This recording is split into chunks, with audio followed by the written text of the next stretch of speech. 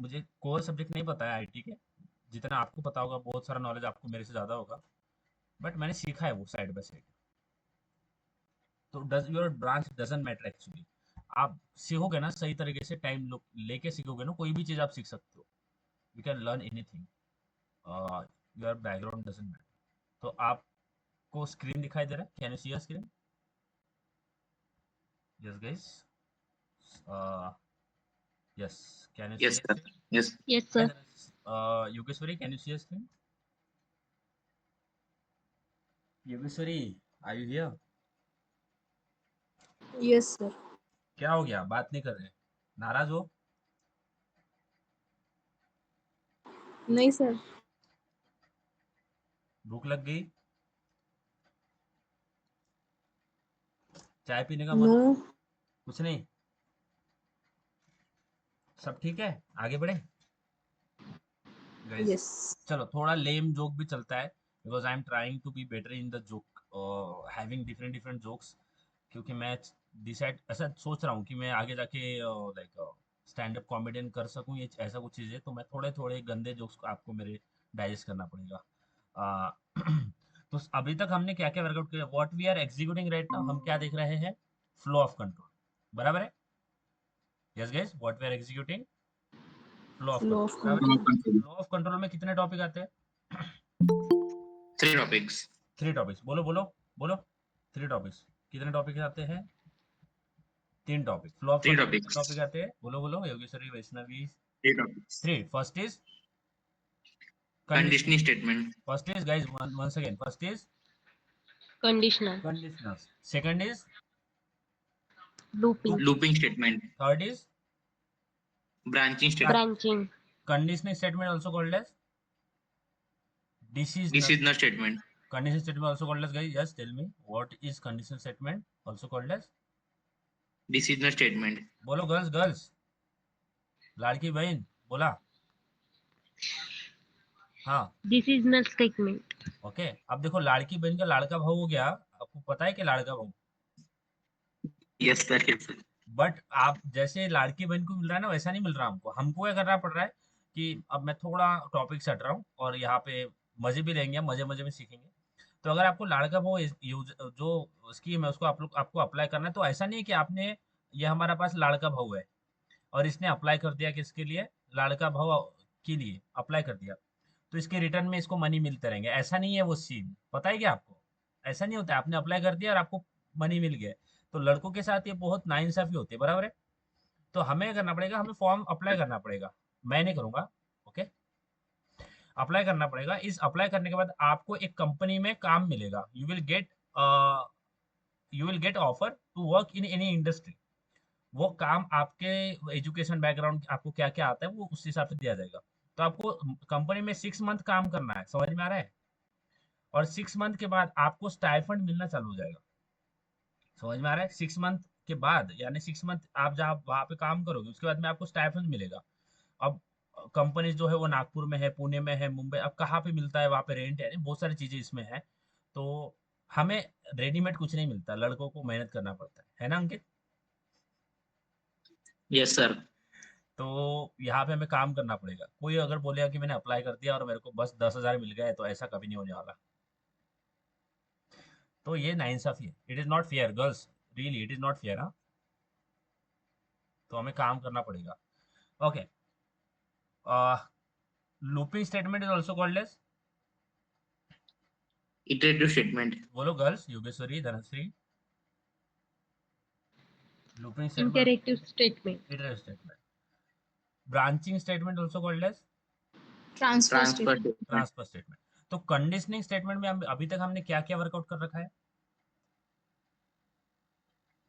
बोलो बोलो, कंडीशनिंग में क्या क्या If, वर्कआउट कर if रखा है? else, इफ, इफ एल्स और इफ एल्स। else. इतना समझ में आ रहा है? और मैं आपको रेगुलरली, जो मैंने आपको कल Yes. असाइनमेंट नंबर 1 भेजा है, I have given you assignment number 1। तो आपने असाइनमेंट नंबर 1 को देखा थोड़ा? उसमें जो क्वेश्चंस दिए थे मैंने, यस गाइस, असाइनमेंट नंबर 1 को ओपन किया? इतनी मेहनत की कि मैं ओपन कर लूं?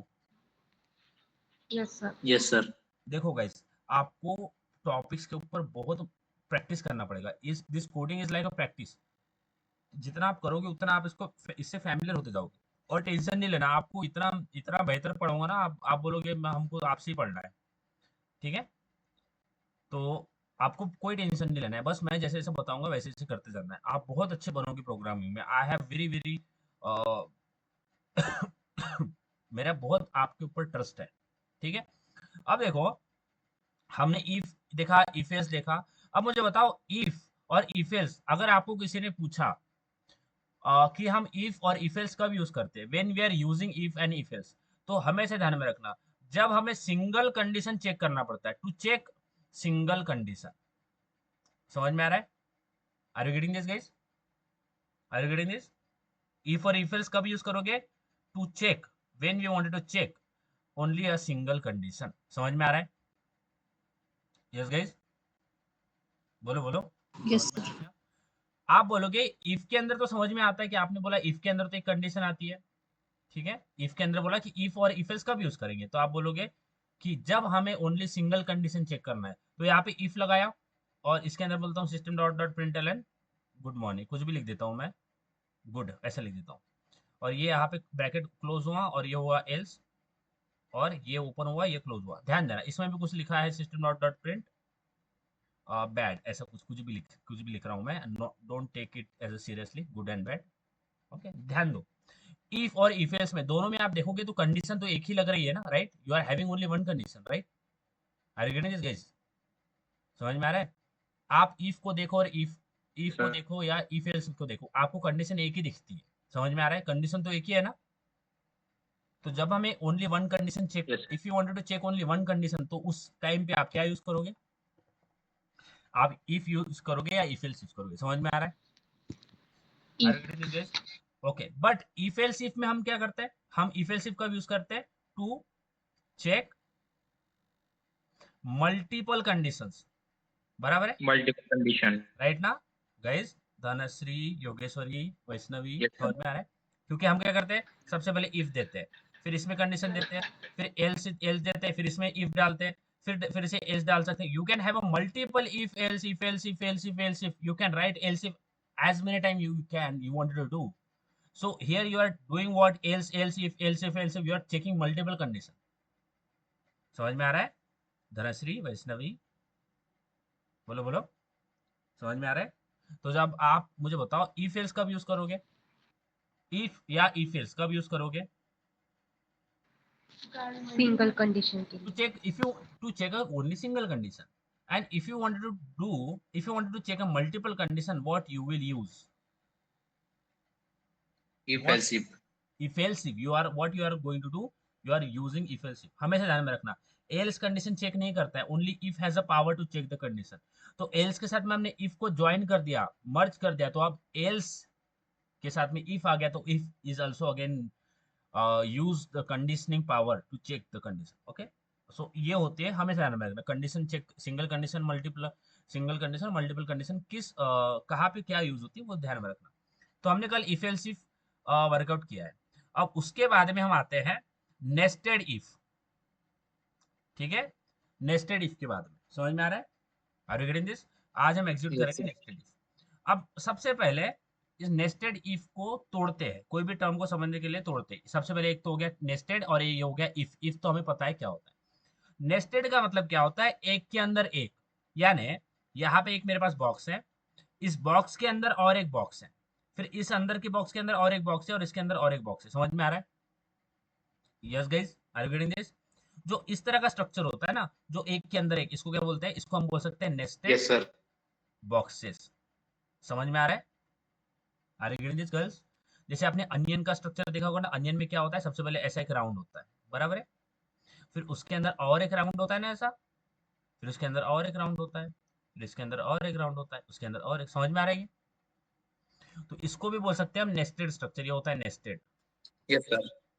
वैष्णवी, योगेश्वरी, धनश्री, समझ में आ रहा है कि नेस्टेड स्ट्रक्चर क्या होता है? बोलो बोलो, समझ में आया? yes sir एक के अंदर एक होता है। अब मैंने क्या बोला? नेस्टेड स्ट्रक्चर का मतलब क्या होता है? एक के अंदर एक होना ना, यानी एक एक बॉक्स है, इसके अंदर और एक बॉक्स है, इसके अंदर और एक बॉक्स है। समझ में आ रहा है इसे? अब जो हर एक बॉक्स आपको दिख रहा है ना, इसको इफ पकड़ लो, ये भी एक इफ है, ये अंदर वाला बॉक्स ये भी एक इफ है, और ये इसके अंदर वाला बॉक्स ये भी एक इफ है। समझ में आ रहा है? Are you getting this guys? ऐसे बोल सकते हैं नेस्टेड इफ जब हम देख रहे हैं तो। समझ में आ रहा है? यस गाइस, बोलो बोलो, समझ में आ रहा है क्या? Yes sir. हाँ, तो ध्यान देना, ये मैं बोलता हूँ नेस्टेड इफ 1 है, ये 2 है, ये 3 है, मैंने इसको नंबरिंग दे दिया। ठीक है, यहाँ पे ध्यान देना। तो यहाँ पे अगर मुझे इफ 2 के पास में जाना है, इफ नंबर 2, इफ नंबर 2 के पास में जाना है, तो मुझे सबसे पहले इफ नंबर 1 को पास करना पड़ेगा ना। समझ में आ रहा है guys? Yes, sir. Are you getting this girls? समझ में आ रहा है girls? Are you getting this? तो अगर मुझे इफ नंबर यानी देखो ये मेरे पास एक बॉक्स है, इसके अंदर और एक बॉक्स है, इसके अंदर और एक बॉक्स है, ध्यान देना। तो ये मेरा, मैं बोलता हूँ ये मेरा बी है, ये मेरा ए है, और इसके अंदर जो है ये सी है। ठीक है, तो मुझे अगर बॉक्स नंबर 2 के पास में पहुंचना है ना, मुझे बॉक्स नंबर 2 को एक्सेस करना है, तो मुझे ए को ओपन करना पड़ेगा ना सबसे पहले। समझ में आ रहा है गाइज? मुझे ए को ओपन करना पड़ेगा। क्या मैं ए को बिना ओपन किए बी को एक्सेस कर सकता हूँ? क्या नहीं कर सकता? समझ में आ रहा है? समझ में आ रहा है guys? Are you getting this? Yes, sir. Girls बताओ, समझ में आ रहा है? तो यस यस सर। ये जो नेस्टेड इफ होता है ना, ध्यान देना, ये नेस्टेड इफ जो होता है ना, ये उसके अगले, जो नेस्टेड इफ होता है ना, वो अपने अगले वाले स्टेटमेंट पे डिपेंड होता है। यानी ये इफ नंबर 2 ये एग्जीक्यूट होगा या नहीं होगा, ये किस पे डिपेंड होगा कि अगर if number 1 execute condition comply करता है या नहीं। अगर इफ नंबर 1 ही फॉल्स हो गया तो वो नंबर 2 के पास में पहुंचेगा ही नहीं। समझ में आ रहा है? यानी अगर यही कंडीशन, यानी इफ 1 ही फॉल्स हो गया तो इफ 2 के पास में कैसे पहुंचेगा वो? समझ में आ रहा है?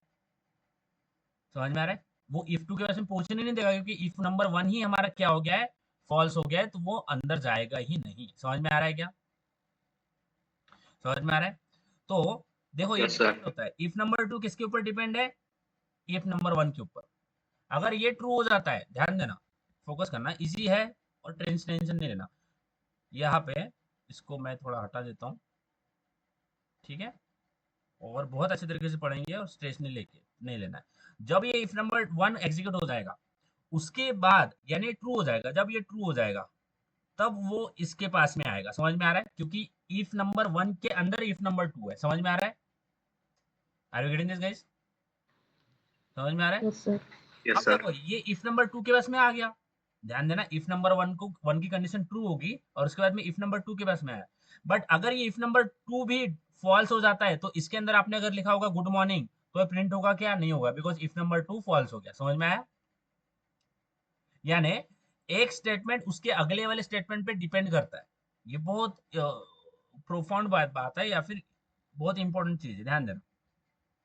मैं बोलता हूँ ये मेरा इफ नंबर 2 का ब्लॉक है, और इस इफ नंबर 2 के अंदर मैंने क्या लिख रखा है? मैंने लिख रखा है गुड।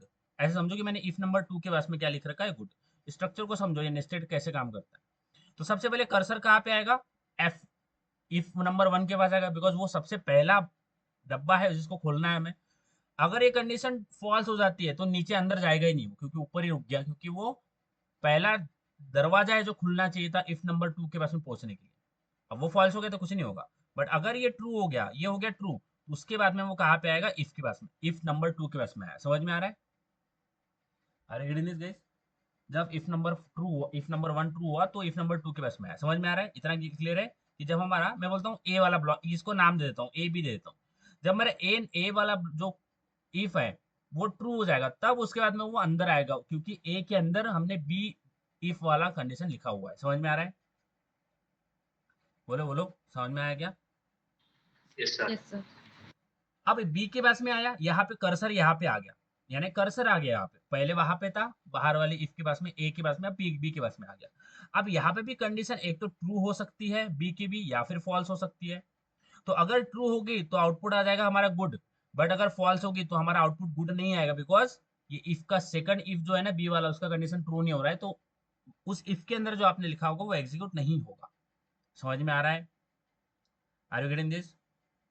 बोलो Yes, बोलो sir. गर्ल्स, मुझे बताओ फास्ट हो रहा है, स्लो करूं? फास्ट होता है का? सांगा सांगा, फास्ट होता है? No sir.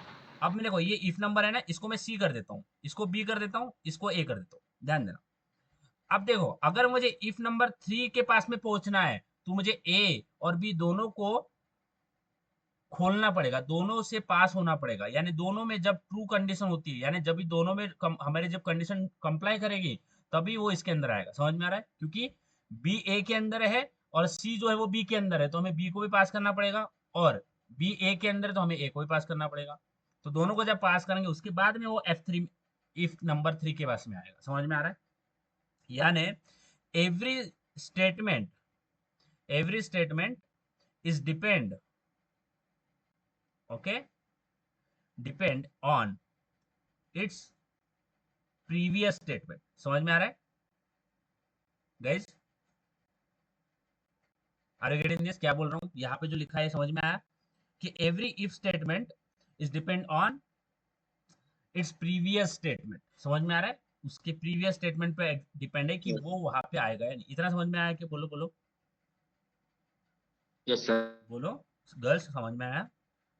गर्ल्स बोलते रहना है हमें, इंटरव्यू में जब आप बैठोगे Yes, तो sir. आपको बोलना है I want to train you like this, कि आपको अगर हमारी कंपनीज में भी निकलता है कि मेरा हमें जावा डेवलपर चाहिए तो आप उसमें बैठ पाओ। So that is my intent guys. ठीक है? तो बट जो सबसे पहला इफ है ना वो किसी पे डिपेंड नहीं करता। ये जो पहला इफ है ना ए वाला, ये किसी पे डिपेंड नहीं करता, बट उसके अंदर जो लिखे हैं आपने, ए के अंदर बी, बी के अंदर सी, ये सारे ए के ऊपर डिपेंड करते हैं। समझ में आ रहा है? और उसके प्रीवियस इसके ऊपर डिपेंड करते हैं। समझ में आ रहा है?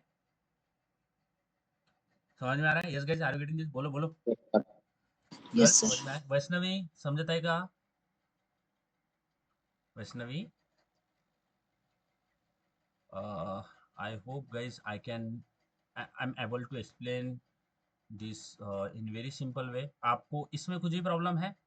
बोलो बोलो, इसमें जो भी हमने अभी तक यहाँ पे दिख रहा है इसमें any problem do you have? No No, sir. sir.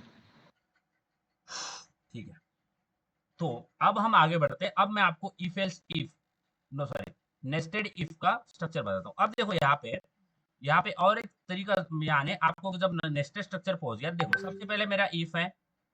अब मैंने क्या बोला, इसके अंदर एक और डब्बा है, तो ये इफ भी हो सकता है एंड उसके साथ में इफ एल्स भी हो सकता है। यानी आपने यहाँ पे एक डब्बा लगाया ना, तो आपने एक इफ लगाया, तो इस इफ के साथ में आप इफ एल्स भी लगा सकते हो। समझ में आ रहा है? Are you getting this guys what I am telling? क्या आप इसके अंदर यानी मैंने बोला कि एक इफ के अंदर दूसरा इफ होता है, बराबर है? एक इफ के अंदर दूसरा इफ होता है। चलो मैं बोलता हूँ कि इफ नंबर ए है, ये इफ नंबर बी है, ये बोल दिया मैंने। अब जो इफ नंबर बी है ना, उसके साथ में आप एल्स भी लगा सकते हो, एल्स, और इसको बोल देता हूँ बी, ये बी का एल्स है। समझ में आ रहा है? समझ में आ रहा है गाइस? तो इफ जो बी है उसके साथ में मैंने एल्स लगा दिया। समझ में आ रहा है guys? Hello, are you getting this? Yes sir. तो ये मैं बोलता हूँ ये मेरा इफ है, ठीक है? ये इफ नंबर ये बी है, और इसी के साथ में मैंने एल्स लगा दिया, तो ये मेरा एल्स हो गया, और इसकी हो गया मेरा इफ नंबर बी। समझ में आया? यानी ये इफ हो गया मेरा, और ये एल्स इफ हो गया, सॉरी एल्स हो गया। और इसके साथ में एल्स इफ भी लगा सकते हो। You can create so much huge structure, but इसको अभी सिंपल रखते हैं। अब देखो मैं इसको फिलहाल के लिए मैं इसको सिंपल रखता हूँ, और मैं सारी चीजें आपको एक्सप्लेन करूंगा विदाउट एनी प्रॉब्लम। मेरे पे ट्रस्ट रखना बस।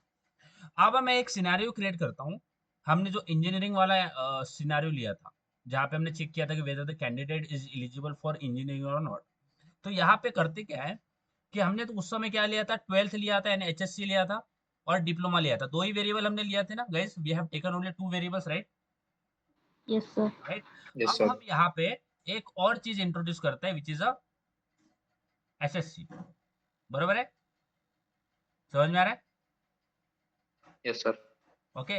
अब HSC हमने SSC ले रखा है, HSC ले रखा है, और डिप्लोमा ले रखा है। देखो यहाँ पे हम करेंगे क्या, सबसे पहले कोई भी कैंडिडेट है तो सबसे पहले वो 10th पास चाहिए। तो मैं बोलता हूँ ये 10th हो गया, ये हो गया 10th। समझ में आ रहा है? Are you getting this? इतना समझ में आया? देखना स्ट्रक्चर यस कैसे सर। बनता है। हाँ बोलो बोलो, वॉइस आ रहा है मेरा? मेरा वॉइस आ रहा है? Yes sir.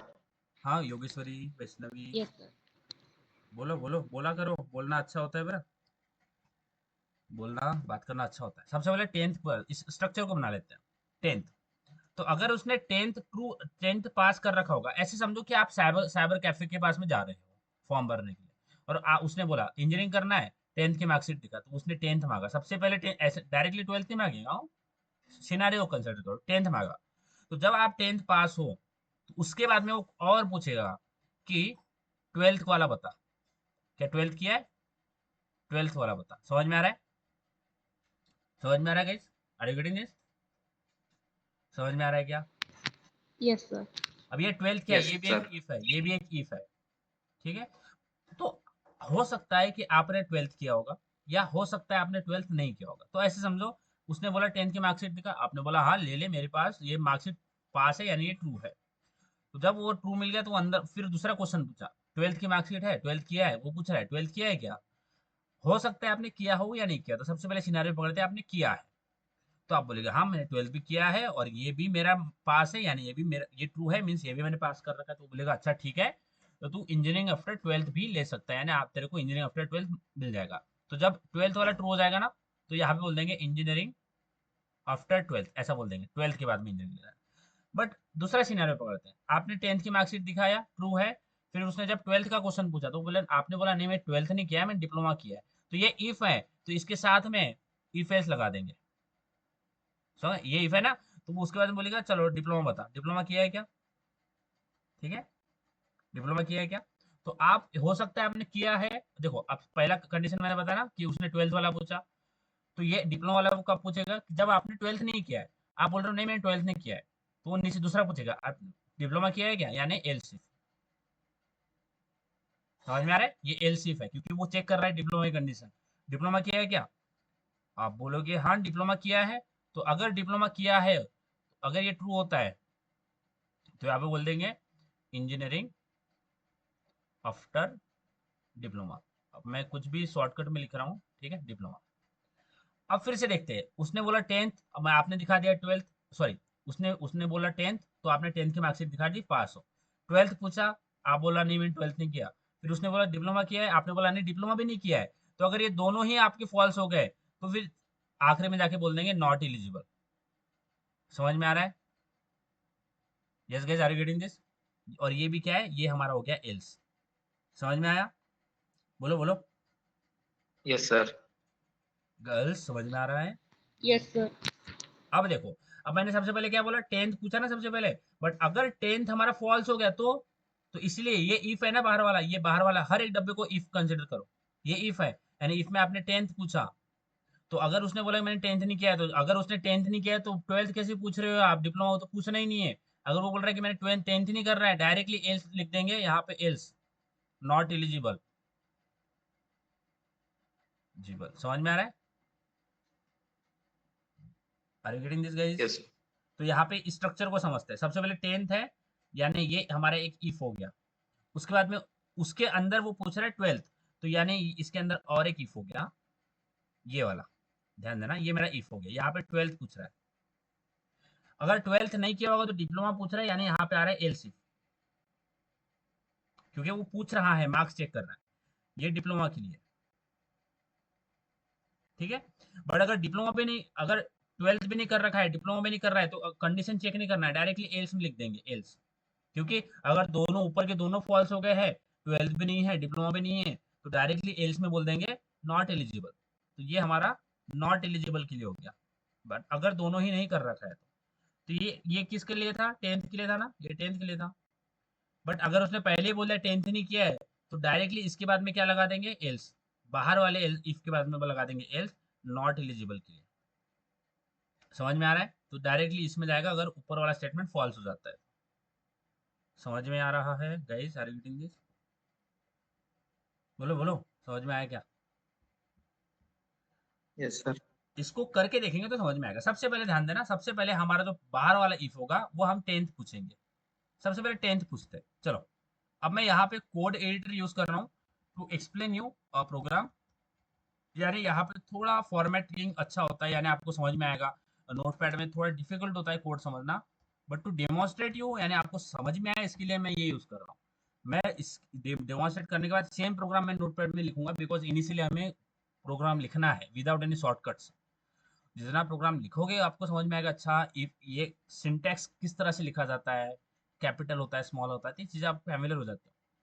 तो बहुत टाइम होता है कि आपको जब टेस्ट दोगे तो वहाँ पे आपको इस तरह के कोडिनेटर नहीं मिलते, वहाँ पे आपको मैनुअली कोड लिखना पड़ता है, मैनुअली यानी नोटपैड पे या फिर दूसरे उनके खुद के प्लेटफॉर्म होते हैं, उसके ऊपर कोड लिखना पड़ता है। तो आप उसमें प्रॉब्लम ना करो। यहाँ पे एरर करोगे तो वहाँ पे दिख जाएगा, यहाँ पे स्क्रीन के ऊपर अगर आपने कुछ गलत लिख दिया तो दिख जाएगा, बट वहाँ पे नहीं दिखता है। हाँ, जब आप कंपनीज के टेस्ट दोगे तो वहाँ पे रेड लाइन नहीं आती है।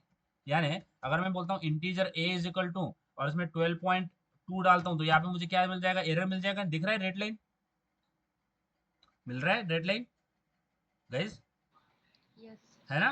Yes, sir. तो आप बोलोगे अरे यार मैंने गड़बड़ कर दिया, बट नोटपैड में रेड लाइन नहीं आती है। नोटपैड में रन करने के बाद आएगा नोट, तो आप अगर रन करने के बाद आपको एरर आ रहे हैं तो वहां पे टेस्ट में ऐसा नहीं चलेगा, वो आपके पॉइंट कटते हैं, इसलिए तो ये हमें नहीं करना है। तो इसलिए फिलहाल हम नोटपैड में लिखेंगे, समझने के लिए बता रहा हूँ। तो सबसे पहले मैं 10th पूछूंगा तो इंटीजर एसएससी पूछ लेता हूँ। मैं बोलता हूँ एसएससी में 69 है, कुछ भी ले रहा हूँ मैं मार्क्स, ठीक है। उसके ऊपर उसके बाद में मैं लिखता हूँ 12th यानी एचएससी, एचएससी में लिस्ट है कि 87। उसके बाद में इंटीजर डिप्लोमा लेते हैं, डिप्लोमा ले लेते हैं 66।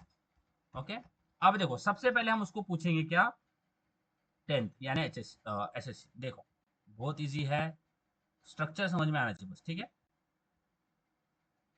ठीक है, देखो सबसे पहले मैं इफ खोलता हूँ, ये मेरा सबसे पहले वाला इफ है। इसके अंदर बोलता हूँ अगर एसएससी, एसएससी है ना, देखो आ, वो अगर बाउंड्री पे भी पास हो रखा है तो मैं चलता हूँ, टॉप नहीं मांग रहा हूँ, मैं बाउंड्री पे चलता हूँ। मैं बोलता हूँ कि अगर SSC is greater than equal to 50 है, चलो 50 या 50 से ऊपर है तो भी वो पास है, ठीक है, इतना कंसिडर कर लो। यस गाइस, इतना कंसिडर कर ले कि अगर 50 या 50 से ऊपर है तो पास है, ठीक है। बोलो बोलो। Yes, sir. तो ये सबसे बाहर वाला इफ है हमारा, सबसे बाहर वाला। इसके अंदर जब वो बोलेगा अच्छा एसएससी कर रखा है, तो हम उससे दूसरा क्वेश्चन पूछेंगे जो कि एसएससी के बाद पूछेंगे। हाँ, इसलिए देखो अगर एसएससी ट्रू होता है यानी उसने किया है, उसके बाद में मैं बोलूंगा 12th किया है क्या, डिप्लोमा किया है क्या। पहले ही नहीं पूछूंगा डिप्लोमा किया है 12th, तो पहले एसएससी पूछूंगा। तो एसएससी अगर ट्रू हो जाता है उसके बाद में उसके अंदर बोलूंगा इफ, यहाँ पे क्या कर रहा है, हाँ हाँ, यहाँ पे हम बोलेंगे इसको क्या तुमने एचएससी कर रखा है क्या, आस्किंग फॉर एचएससी।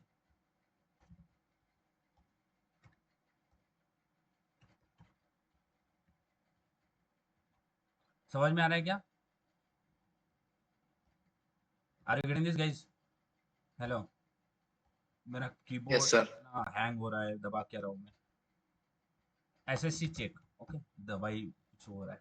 ओके, यहाँ पे एचएससी चेक करते हैं। बोलता हूँ इफ एचएससी चेक कर रहा है, ठीक है। बोलता हूँ अगर एचएससी भी बोलता हूँ अगर ग्रेटर देन इक्वल टू क्या होता है 50, मैं बस बाउंड्री पे चेक करता हूँ। अगर HSC greater than equal to 50 होता है तो इसके अंदर मैं बोल दूंगा इंजीनियरिंग आफ्टर 12th। ये समझ में आया क्या? यस गाइस बोल दो, इतना समझ में आया? Yes, Yes, अगर, sir. sir. बट अगर एचएससी नहीं किया होगा तो यहाँ पे फिर से एलसीफ खोलता हूँ और फिर यहाँ पे मुझसे पूछा डिप्लोमा किया है क्या, सो आई विल राइट अगर diploma is greater than, again I am just taking a boundary conditions, okay। अगर diploma greater than equal to 50 होता है तो हम यहाँ पे साउट कर देंगे और बोल देंगे इंजीनियरिंग आफ्टर डिप्लोमा, ठीक है। बट अगर ये भी नहीं कर रखा है, एचएससी भी नहीं कर रखा है, ये भी नहीं कर रखा है, या फिर कर भी रखा है तो फेल हो रखा है, तो इस दोनों केस में अगर दोनों ही फॉल्स हो गए हैं, इफ और इफ एल्स दोनों फॉल्स हो गए, तो यहाँ पे हम बोल देंगे नॉट एलिजिबल फॉर इंजीनियरिंग। ये समझ में आया? Yes guys, are you getting this? ये समझ में आया Yes, sir. Everyone? Yes, sir. Have you got this? But यहाँ पे देखो ये सारी जो चीजें हैं ये हमने कब पूछी है, जब एसएससी उसने कर रखा है, यानी उसने 10th पास कर रखा है, उसके बाद में उसको 12th पूछा, उसके बाद में 12th नहीं किया तो डिप्लोमा पूछा। अगर डिप्लोमा और 12th दोनों नहीं किया तो हम बोल दिया नॉट एलिजिबल। बट अगर 10th वाले फॉल्स हो गया, ध्यान देना, अगर उसने बोला कि मैं 10th ही फेल हूँ तो फिर आगे पूछना ही नहीं है। तो अगर उसने बोला कि 10th फेल हूँ यानी ये इफ है, ये वाला इफ, अगर यही फॉल्स हो गया तो डायरेक्टली यहाँ पे इसके बाहर वाला इफ जो है ना उसमें डायरेक्ट ये डाल के बोल देंगे नॉट एलिजिबल।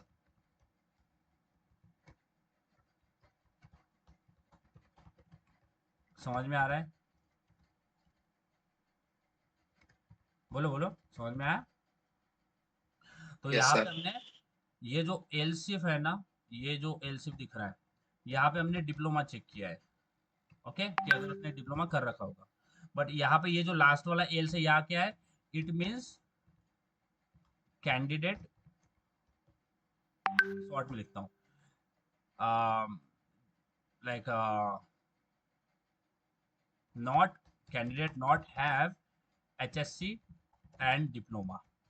कि अगर कैंडिडेट को कैंडिडेट के पास एचएससी डिप्लोमा दोनों ही नहीं है या फिर फेल हो रखा है, तो इसलिए मैंने ये एल्स लगा रखा है। ये एल्स का मतलब ये है कि कैंडिडेट के पास में एचएससी भी नहीं है और डिप्लोमा भी नहीं है।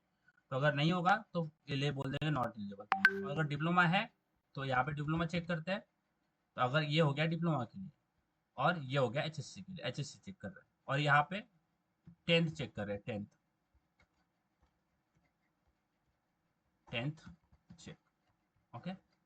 और अगर 10th ही फेल हो रखा है तो डायरेक्टली उसके ये जो 12 वाला इफ है उसके एंड में लगा दिया एल्स कि नहीं ये एलिजिबल नहीं है, क्योंकि 10th ही फेल कर रखा है तो एलिजिबल नहीं है। अब इस कोड को साइड में पहले मैं आपको एग्जीक्यूट करता हूँ और उसके बाद में आपको मैं लेके चलूंगा एक व्हाइट बोर्ड के ऊपर कि ये काम कैसे करना है। ठीक है, फिर मैं आपको व्हाइट बोर्ड के ऊपर बताऊंगा। सबसे पहले मुझे बताओ कि HSC greater than equal to 50 ये कंडीशन ट्रू हो रही है, बराबर है, ये ट्रू है, ये ट्रू है। यस गाइस, एचएससी में कितना है 67, so it is greater than equal to 50 right, Yes. So it is true. तो ये ट्रू हो गया। जब ये ट्रू Yes. में इस अंदर वाले इफ के पास में है, तो मुझे बताओ क्या HSC greater than equal to 50 is it true? Yes, sir. Yes. तो जब ये ट्रू हो गया तो क्या बोल देगा इंजीनियरिंग आफ्टर 12। एल्स में नहीं जाएगा, एल्सिफ में नहीं जाएगा। एल्सिफ में तभी जाता है जब वो इफ की कंडीशन फॉल्स होता है। पहला इफ का स्टेटमेंट हमारा ट्रू हो गया तो वो एल्सिफ में जाएगा ही नहीं, हमारा आउटपुट आ जाएगा engineering after 12। So this is what we are getting. अब मैं क्या करता हूँ, जो इंजीनियरिंग ये जो इंजीनियरिंग वाला हो रहा था ना, एचएससी वाला हो रहा था, इसको फॉल्स कर देता हूँ, इसको कर देता हूँ 0, इसको मैंने कर दिया 0। अब सबसे पहले ये वाली कंडीशन ट्रू है क्योंकि 67 है तो ये ट्रू हो रहा है। अब यहाँ पे आया, अब मुझे बताओ क्या HSC greater than equal to 50 क्या है, ट्रू है? No. नहीं है, No, false. 0 कर रखा है। अब जैसे ही ये फॉल्स होगा तो किस में जाएगा, सीधा एलसिफ में जाएगा, बराबर है। हम्म। Yes. अब बताओ यहाँ पे ये डिप्लोमा वाली कंडीशन ट्रू है क्या? Yes, sir. True है. Yes. तो अगर डिप्लोमा वाली कंडीशन ट्रू हो जाती है तो we know what will be the output, it will like engineering after diploma. अब चलो दोनों कंडीशन फॉल्स कर देते हैं। मैं डिप्लोमा भी 0 कर देता हूँ और इंजीनियरिंग भी 0 कर दिया। We are doing changing the conditions to, यहाँ पे इसको भी फॉल्स कर दिया, इसको भी फॉल्स कर दिया और ये ट्रू है। तो जब ये भी फॉल्स हो गया, ये भी फॉल्स हो गया तो किस में जाएगा, एल्स में जाएगा, बराबर है। समझ में आया? Yes, sir. सबसे पहले आओ, यहाँ पे ये ट्रू है, अंदर आया क्या एचएससी करने इक्वल टू 50 ये ट्रू है guys, is it true? No. नहीं है ना, बोलो No. बोलो गर्ल्स, क्या ट्रू है, क्या ये फॉल्स है ना? No. फॉल्स है। तो False. जब ये फॉल्स हुआ तो किसके पास में आया, एलसिफ के पास में आया। फिर से कंडीशन चेक किया, क्या ये ट्रू है क्या? ये भी फॉल्स है। No. तो जब False. ये फॉल्स हो गया तो ये एल्स इफ है, एल्स के साथ में इफ है ना, तो जब एल्स इफ आता है ना तब भी आप एल्स लगा सकते हो। तो ये एल्स इफ आया है तो ये भी फॉल्स हो गया, तो हमने डायरेक्टली एल्स में जाके बोल दिया you are not eligible guys, you are not eligible. तो दैट्स व्हाई अब दोनों कंडीशन फॉल्स कर दिया है तो यहाँ पे आ जाएगा you are not eligible for engineering. अब ये कब आ रहा था आउटपुट, जब एचएससी और डिप्लोमा फॉल्स हो रहा था और हमारा एसएससी जो है वो ट्रू हो रहा था। अब एसएससी को भी फॉल्स कर देता हूँ, list I will write 0 here. अब ये फॉल्स हो गया तो नीचे जाएगा ही नहीं, अंदर जाएगा ही नहीं, वो ये इनके पास में जाएगा क्या, नहीं जाएगा। समझ में आ रहा है? ये तो फॉल्स हो गया ना, जब ये फॉल्स हो गया तो अंदर जाएगा ही नहीं ना। तो जब ये फॉल्स हुआ तो क्या हुआ, डायरेक्टली एल्स में गया, ये वाले एल्स में, और क्या प्रिंट कर दिया, नॉट एलिजिबल फॉर इंजीनियरिंग। समझ में आया? Yes, Yes. sir.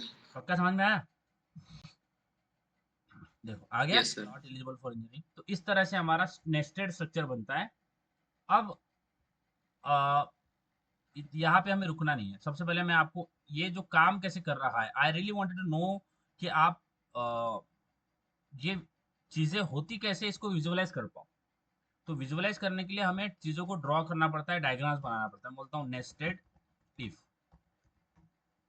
चलो हम आते हैं हमारे व्हाइट बोर्ड के इसके ऊपर और इसको मैं नीचे लेके आता हूँ और यहाँ पे हम कोड को, एक चीज होती है कोड को ड्राई रन करना। ड्राई रन का मतलब होता है कि कोड को लाइन बाय लाइन एग्जीक्यूट करके देखना पेज के ऊपर।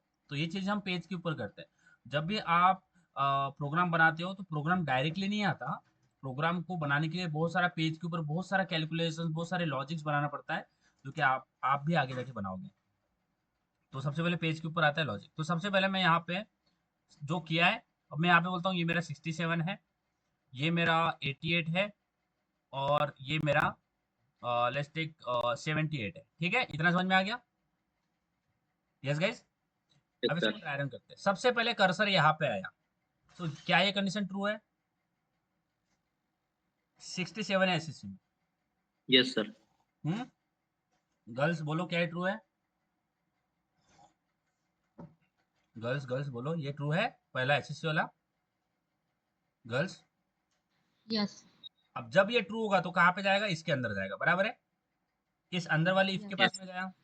अब चेक करते हैं क्या ये वाला अंदर वाला ट्रू है क्या? एचएससी क्या एचएससी ग्रेटर इक्वल टू 50, ये 88 है, ये भी ट्रू है ना? Yes, sir. Yes, Yes. sir. जब ये ट्रू हो गया तो क्या आ जाएगा आउटपुट? इंजीनियरिंग आफ्टर 12, बराबर है? बराबर है? Yes, sir. अब कंडीशन ऐसा करते हैं कि वो ऊपर वाला इफ ट्रू हो गया, अंदर आया और ये फॉल्स हो गया, यानी ये बोलता हूँ ये जीरो है, ये फॉल्स हो गया, तो ये फॉल्स हो गया तो ये आउटपुट ये तो एग्जीक्यूटिव नहीं होगा, तो जब ये फॉल्स हो जाएगा तो किस में जाएगा? इसमें जाएगा, बराबर है? ये Yes. डिप्लोमा की बात, बराबर है? समझ में आ रहा है? Yes, sir. अब ये डिप्लोमा ट्रू है क्या बताओ? 78 है डिप्लोमा में, यानी ये ट्रू है। True है। तो ट्रू True है है। तो क्या आउटपुट आ जाएगा? इलिजिबल, तो ये आउटपुट आ जाएगा। समझ में आ रहा है? Engineering after diploma. अब जाते हैं, अब ये जो ऊपर वाला था ना इसको भी जीरो कर देते हैं, यानी ये भी फॉल्स हो गया। समझ में आया? अब Yes, ये sir. भी फॉल्स हो गया, ये भी फॉल्स हो गया, तो डायरेक्टली एल्स में जाएगा और डायरेक्टली यहाँ पे कंडीशन चेक नहीं करेगा, डायरेक्टली बोल देगा नॉट एलिजिबल, बराबर है? Yes, sir. गर्ल्स समझ में आ रहा है? Not eligible. अब देखो ये सारी चीजें कब हुई? जब ऊपर, अब देखो हमने क्या किया, अंदर वाले एचएससी को फॉल्स कर दिया, डिप्लोमा को फॉल्स कर दिया, बट ये हमने एच जो हमारा एसएससी है उसको तो रखा ही हमने, उसको उसको कुछ नहीं किया। अब देखो मैं क्या करता हूँ, ऊपर वाले एसएससी को फॉल्स कर देता हूँ, यानी इसी को सारे इसमें जीरो जीरो कर देता हूँ, यानी जीरो जीरो नहीं, इसको दोनों को सेम रखता हूँ, एचएससी मेरा जीरो हो गया। अब जब यही फॉल्स हो गया तो ये इसके अंदर जाएगा ही नहीं, ये इसके अंदर जाता ही नहीं, ये ऐसा जाएगा नहीं। समझ में आ रहा है? क्योंकि ऊपर ही रोक दिया उसने, कह रहे ये तो फॉल्स ही है। समझ में आया गाइस? Yes, sir. बोलो बोलो। जब ये फॉल्स हो गया तो इसलिए मैंने लास्ट में एल्स लगाया, तो जब ये फॉल्स हो जाएगा तो डायरेक्टली जाएगा इफ एल्स में, और यहाँ पे बोल देंगे नॉट एलिजिबल। जब उसने 10th ही पास नहीं कर रखा तो डायरेक्टली क्या बोलेंगे? Not eligible. समझ में आया? तो ये जो अंदर वाले लाइन ऑफ कोड दिख रहा है ये इसके अंदर जाएगा नहीं, बिकॉज ऊपर वाले फॉल्स हो गया, तो इसके अंदर वो एंट्री नहीं मिलेगी। तो इसलिए हमने 12 वाले इफ के बाद में एल्स लगाया और यहाँ पे बोला नॉट एलिजिबल फॉर इंजीनियरिंग। समझ में आया? Yes, sir. चलो बताओ girls, do have any issue? Nested nested structure में कुछ भी इशू है? बोलो ना। No, sir. पक्का प्रॉब्लम्स कर पाओगे इसके ऊपर की? बोलो बोलो, इसके ऊपर की प्रॉब्लम्स कर पाओगे? बोलो बोलो, इसके ऊपर की प्रॉब्लम्स बना पाओगे? हाँ, Yes, sir. इजी है ना? देखो सबसे पहले स्ट्रक्चर समझ में आना चाहिए कि स्ट्रक्चर कैसा है, कि कैसा किसके अंदर क्या आएगा, वो समझ में आ गया ना तो आपका काम हो जाएगा। समझ में आया? तो ये होता है हमारा नेस्टेड इफ। इतना समझ में आया नेस्टेड इफ कैसे काम करता है? बोलो बोलो, नेस्टेड इफ समझ में आया? इसके नोट्स में आपको Yes, sir. प्रोवाइड करूंगा, डोंट वरी। तो कंडीशनिंग स्टेटमेंट में सबसे पहले इफ आता है, इफ एल्स इफ आता है, ध्यान देना। सबसे पहले यहाँ पे व्हाइट ले रखा है तो व्हाइट व्हाइट दिखेगा नहीं ना, तो मेरा कर्सर का आ गया, दोनों दोनों व्हाइट व्हाइट हो गए। Hmm, where is my cursor? Okay, दोनों व्हाइट व्हाइट हो गए हैं। एक मिनट, यहाँ पे है। हाँ देखो, सबसे पहले इफ देखा, फिर इफ एल्स देखा, ओके, फिर इफ एल्स इफ देखा, फिर नेस्टेड इफ देखा, बराबर है? बराबर है? Nested if Yes, sir. के बाद में होता है स्विच केस। स्विच, अब देखो ये स्विच क्या होता है? स्विच इज, ध्यान देना, ये स्विच केस क्या होता है, जो कि लास्ट टॉपिक है हमारा इफ कंडीशनल स्टेटमेंट के बाद में। स्विच क्या होता है? Switch is an alternative, switch is an alternative way to implement if else if। समझ में आ रहा है? Are you getting this guys? What is switch? Switch is an alternative way to implement if else। समझ में आ रहा है? यानी मुझे बताओ स्विच क्या है? अल्टरनेटिव वे है to implement what? If else if. और इफ एल्स इफ कब यूज करते हैं हम? कब यूज करते हैं if else if? Multiple condition check करने के लिए। Check multiple condition, right? So if you wanted to check a multiple condition, जब आप मल्टीपल कंडीशन चेक करना है तो उस टाइम आप इफ एल्स इफ भी यूज कर सकते हो, और इफ एल्स इफ की जगह आप स्विच भी यूज कर सकते हो। समझ में आ रहा है? समझ में आ रहा है? आप स्विच भी यूज कर सकते हो। अब Yes, बट sir. आप बोलोगे हाँ okay, so I can use switch case as alternative option over if else if, but why I have to choose switch? मैं इफ एल्स इफ से भी काम क्यों नहीं कर सकता? मुझे स्विच ही क्यों यूज करना है? तो see, switch is a more organise structure होता है स्विच का। स्विच का जो है ना बहुत ऑर्गेनाइज स्ट्रक्चर होता है। उसको समझना, इसको रीड कर पाना ना, अंडरस्टैंड कर पाना बहुत इजी होता है। अंडरस्टैंड करना ना, इजी टू अंडरस्टैंड। यानी आप इफ एल्स इफ लगाते हो, if else if else if else if else if else if, you are going like this, else if else if else if. It's very difficult to understand read like, यानी उसको read करना बहुत difficult. Okay, उसको read करना बहुत difficult होता है। But switching और ये जो होता है ना इफ एल्स इफ, ये बहुत मेस्ड अप स्ट्रक्चर होता है। मेस्ड अप यानी बहुत ऐसा मिक्स लगता है, सारी चीजें रीड करने में बहुत दिक्कत जाती है। जब आपको स्विच बताऊंगा मैं तब समझ में आएगा। बट स्विच केस जो है ना बहुत ऑर्गेनाइज होता है, बहुत अच्छा ऑर्गेनाइज तरीके से स्ट्रक्चर दिखता है, और अंडरस्ट इजी टू अंडरस्टैंड होता है। इजीली कोई भी उसको रीड करके समझ पाएगा, अच्छा इसके इसमें क्या हो रहा है। इफ एल्स इफ में बहुत उसको देखना पड़ेगा सारी conditions. But switch case is most organized in structure and easy to understand and readable। समझ में आ रहा है? रीडेबल है ना, आप उसको पढ़ पाओगे जल्दी। देखो इफ एल्स इफ बहुत बहुत कॉम्प्लिकेटेड स्ट्रक्चर हो जाता है, बट स्विच केस बहुत एक ऑर्गेनाइज होता है। आप अच्छी तरीके से उसको समझ पाते हो, जल्दी समझ पाते हो, आपको ज्यादा टाइम नहीं लगता है। तो ये वो एडवांटेज होते हैं ओवर इफ एल्स इफ। समझ में आ रहा है? जब करेंगे तो बहुत समझ में आएगा क्या बोल रहा हूँ।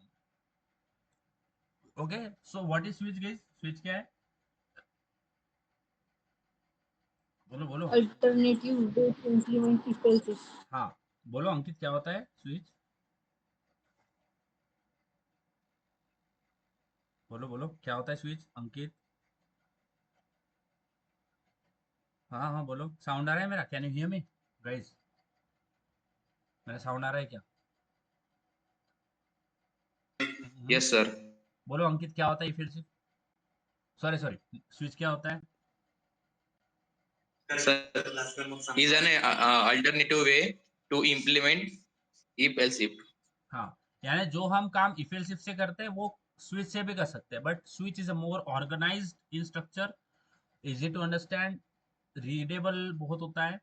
और यानी जो देखो, क्योंकि आप प्रोग्राम लिखते हो ना, प्रोग्रामर, यानी सपोज कि योगेश्वरी ने प्रोग्राम लिखा है, so this is the program Yogeshwari return.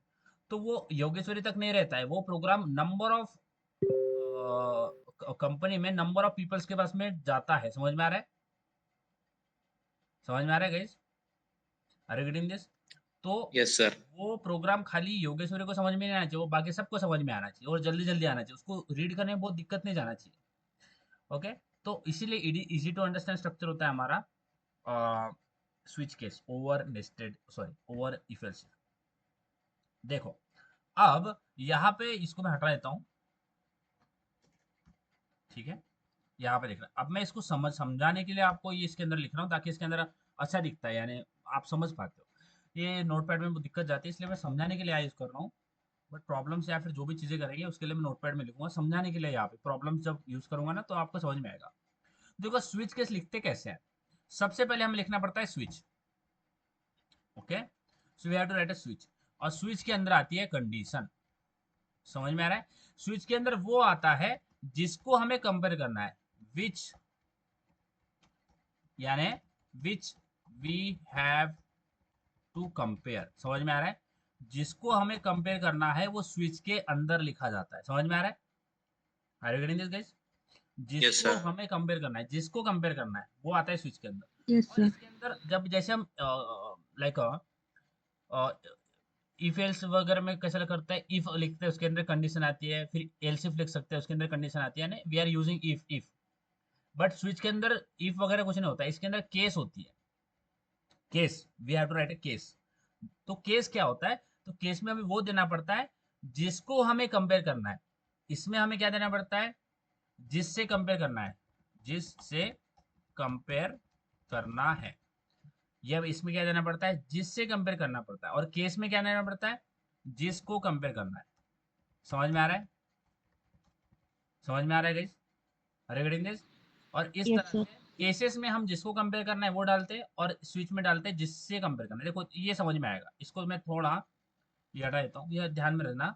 Switch में हम वो डालते हैं जिससे कंपेयर करना है, और केस में वो डालते हैं जिसको करना है। अब देखो कैसे, अब मैं बोलता हूँ कि मैं एक 7 डेज, मैं बोलता हूँ कि मैं एक नंबर लेता हूँ which is integer day equal to 1। ये मैंने एक नंबर लिया, जैसे हम लेते हैं ना स्टूडेंट, लाइक HSC डिप्लोमा, ये सारी वैसे लेते हैं, ठीक है। तो 7 डेज इन अ वीक होते हैं हमारे पास। तो अगर डे इज इक्वल टू 1 होता है तो मैं मंडे प्रिंट करता हूँ, ठीक है। यानी जैसे इफ एल्स इफ में हम सेम कंडीशन डालते हैं ना, अगर डे इक्वल टू 1 होता है तो मंडे, डे इक्वल टू 2 होता है, and according to the day I will print the corresponding day of that, ठीक है। देखो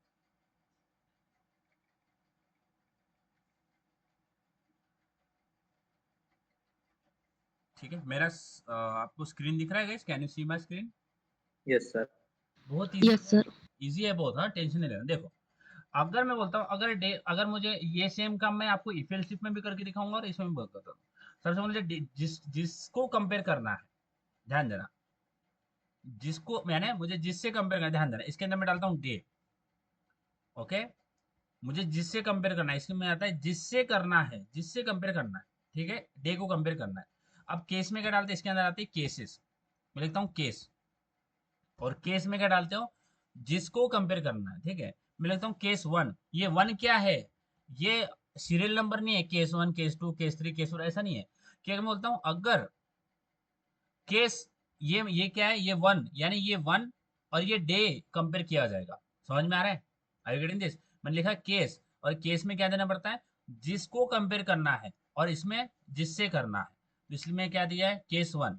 तो अगर केस 1 और डे मैच हो जाता है, केस भी 1 है और डे भी 1 है, तो दोनों मैच हो जाएंगे, हाँ? ये भी 1 है, ये डे भी 1 है, केस का भी वैल्यू 1 है और डे का भी वैल्यू 1 है, तो ये दोनों मैच हो जाएगा। और यहाँ पे हमें लगाना है कोलन, यहाँ पे कोलन लगाना है, और कोलन लगा के हिट एंटर। ध्यान देना, यहाँ पे ब्रेक्स नहीं लगता है, केस 1 लिखा और यहाँ पे लगाना है कोलन। इतना समझ में आ गया? बोलो बोलो, ये समझ में आया? केस 1 लगाया और यहाँ पे लगा दिया कोलन, ये समझ में आया? बोलो बोलो, ये समझ में आया गाइस? Yes, sir. केस क्या लगा दिया मैंने, 1। ये 1 और डे कंपेयर होगा, ये सीरियल नंबर नहीं है, केस 1, और यहाँ पे लगाया कोलन, एंटर। अब जो भी मुझे लिखना है, बोलता हूँ अगर केस 1 और डे मैच हो जाता है, बोलता हूँ मंडे। समझ में आ गया? इतना क्लियर है, इतना क्लियर है? Yes. Yes, sir. अब मैं फिर से वापस जाता हूँ जहां से मैं नया केस लिखता हूँ, तो ये मेरा केस 1 हो गया। अब मैं फिर से यहाँ पे आता हूँ, जिसके नीचे मैं दूसरा केस लिखूंगा, आप लिखता हूँ केस 2, फिर से कोलन, एंटर। अब अगर डे 2 हो जाता है तो मैं बोलता हूँ Tuesday, sorry, okay, TUES day, ठीक है। ये केस 2, फिर उसके बाद मैं आता हूँ फिर से यही पे, हाँ। केस ध्यान में रखना कहाँ पे लिखना है, सारे केसेस एक के नीचे एक लिखना है। तो ये केस लिखा, फिर इसके अंदर मैंने जो उसका आउटपुट है वो लिखा, फिर दूसरा केस लिखा, फिर उस केस का आउटपुट मैंने इसके अंदर लिखा। अब फिर केस 3 लिखता हूँ, फिर लिखता हूँ केस 3 कोलन, हिट एंटर। अब केस 3 का आउटपुट जो होगा मैं लिखता हूँ यहाँ पे सिस्टम डॉट प्रिंटलन वेडनेसडे, ठीक है। तो इसके अंदर आ गया वेडनेसडे। अब फिर से केस 4 लिखता हूँ, तो फिर से यहाँ पे आता हूँ इनिशियल पोजीशन में जहाँ से केसेस लिखना चाहिए एक के नीचे, फिर लिखता हूँ केस 4, ठीक है। और इसके अंदर लिख दूंगा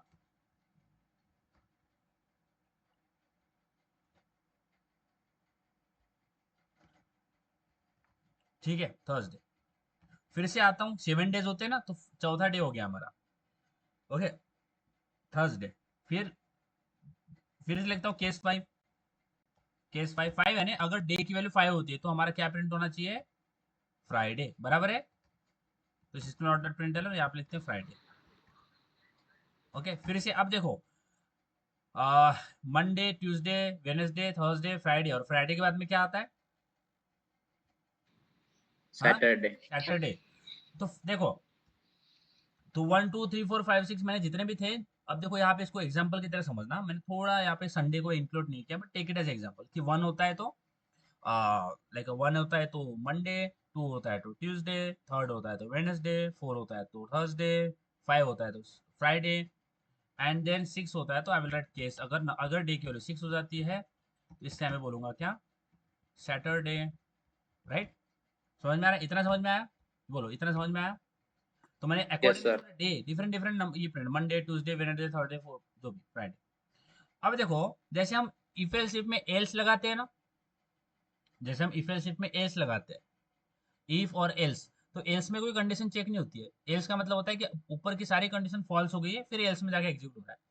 उसी तरह से स्विच केस में एक डिफॉल्ट केस होती है। डिफॉल्ट यानी कि अगर ऊपर वाली सारी केसेस फॉल्स हो गई है, यानी ऊपर वाली एक भी केस मैच नहीं हुई, तो वो डिफॉल्ट वाली एग्जीक्यूट होती है। तो यहाँ पे लिखना पड़ता है केस, और यहाँ पे होता है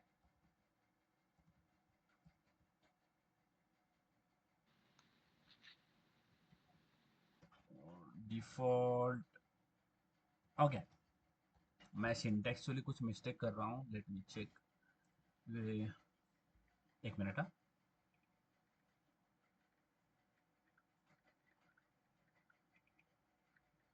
अच्छा, यहाँ पे डिफॉल्ट लिखना पड़ता है।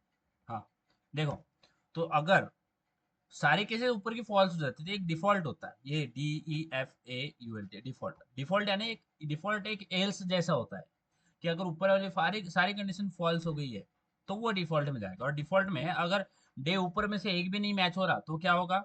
संडे, बराबर है? समझ में आया? ये एल्स की तरह इसको Yes, ट्रीट करो, ये एल्स की तरह होता है, यानी ऊपर वाले सारे कंडीशन फॉल्स होगी तो डिफॉल्ट में जाके एग्जीक्यूट हो जाएगा। यानी डे अगर 1 भी नहीं है, 2 भी मैच नहीं हुआ, 3 भी नहीं हुआ, 4 भी नहीं हुआ, 5 भी नहीं हुआ, 6 भी नहीं हुआ, तो वो तो फिर संडे ही होने वाला है। समझ में आ रहा है? Yes sir. But switch case में एक प्रॉब्लम है, ठीक है?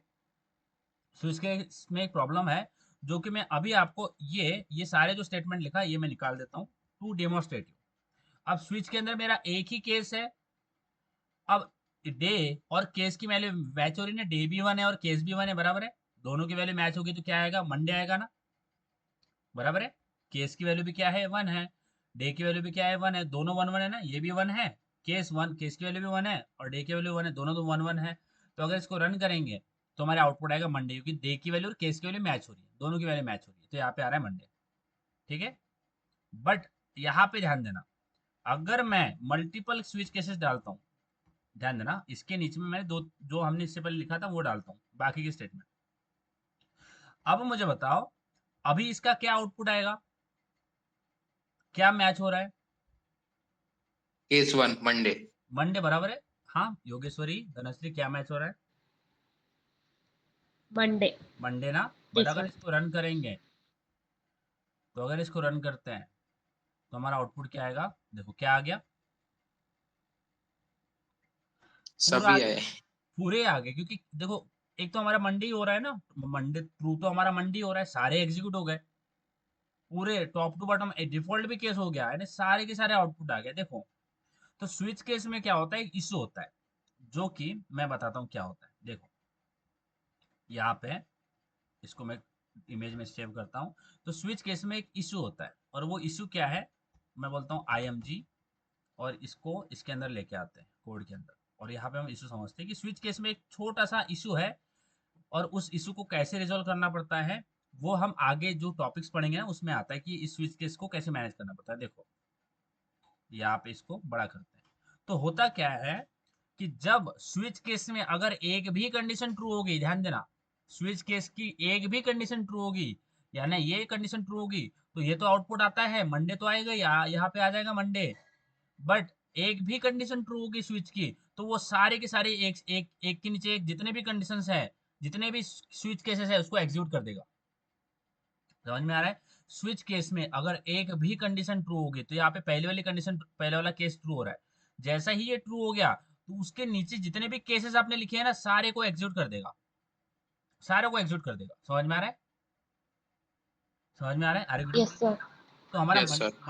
मंडे हुआ था ट्रू, तो इसलिए उसने Monday Tuesday Wednesday Thursday Friday पूरा एग्जीक्यूट कर लिया। अब अगर मुझे बताओ, अगर डे की वैल्यू 2 होती है तो यहाँ पे ये वाला केस ट्रू हो गया ना, ये वाला ट्रू हो गया। Yes, sir. तो इसके नीचे जितने भी होंगे वो सारे के सारे एग्जीक्यूट कर देगा, ऊपर वाला नहीं करेगा। जो स्टेटमेंट एग्जीक्यूट हुआ उसके नीचे जितने भी केस हो गए वो सारे एग्जीक्यूट कर देगा। यानी फिर Tuesday Wednesday Thursday Friday Saturday Sunday, Monday नहीं आएगा बिकॉज मंडे का केस एग्जीक्यूट नहीं हुआ। इसका मतलब जो केस एग्जीक्यूट हुआ उसके नीचे के जितने स्टेटमेंट हो गए वो सारे एग्जीक्यूट कर लेगा। वो ट्रू हो नहीं हो उसका कोई लेना देना नहीं है, सारा एग्जीक्यूट कर लेगा। Which is the issue inside a switch case, this is the issue. And how we have to solve this issue, we have to use a break statement, break keyword, जो कि हम आगे वाले lectures में पढ़ेंगे। In further sessions we are going to see this break statement. और फिर break के जब हम ब्रेक को समझ लेंगे उसके बाद में यहाँ पे हमें ब्रेक को यूज करना पड़ता है। यहाँ पे स्विच केस में we have to use a break statement and how this break statement will use and solve this unexpectedly working of, मैंने जो अनएक्सपेक्टेड आउटपुट आ रहे हैं इन द स्विच केस उसको कैसे हैंडल करता है, ये इसको कैसे ओवरकम करता है, वो ब्रेक जब सीखेंगे ना, तो ब्रेक जब इसमें यूज करेंगे ना स्विच केस में, तब समझ में आएगा कि ब्रेक किस तरह से हमारा इस इशू को सॉल्व करता है, सारे स्टेटमेंट को एग्जीक्यूट नहीं होने देगा। समझ में आ रहा है? Yes, sir. Are you getting this? Yogeshwari, Dhanashree,